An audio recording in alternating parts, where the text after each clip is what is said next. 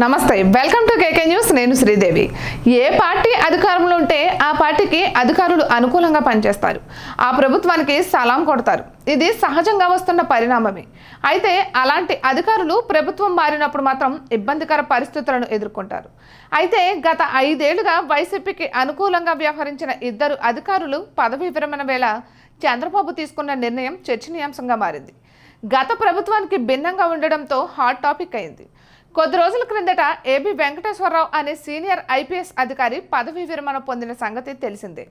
అయితే ఉదయం 10 గంటలకు విధుల్లో చేరిన ఆయన సాయంత్రానికి పదవీ విరమణ పొందారు. గంటల వ్యవధిలోనే ఉద్యోగాలను చేరారు. అదే గంటల వ్యవధిలో రిటైర్మెంట్ తీసుకున్నారు. గత 5 సంవత్సరాలుగా జగన్ సర్కార్ ఆయన్ను వెంటాడింది, రకరకాలుగా వేధించింది. అదే స్థాయిలో కారణాలు చూపుతూ సస్పెన్షన్ వేటు వేసింది. చివరకు న్యాయస్థానం ఆదేశాలను సైతం పాటించలేదు. కోర్టు ఆదేశాలతో పాటు కేంద్రం నుంచి స్పష్టమైన సంకేతాలు రావడంతో చివరి రోజు పోస్టింగ్ ఇచ్చింది. అదే రోజు ఆయన బాధతో రిటైర్ అయ్యారు. అయితే ఇప్పుడు అందుకు భిన్నంగా వ్యవహరించారు చంద్రబాబు.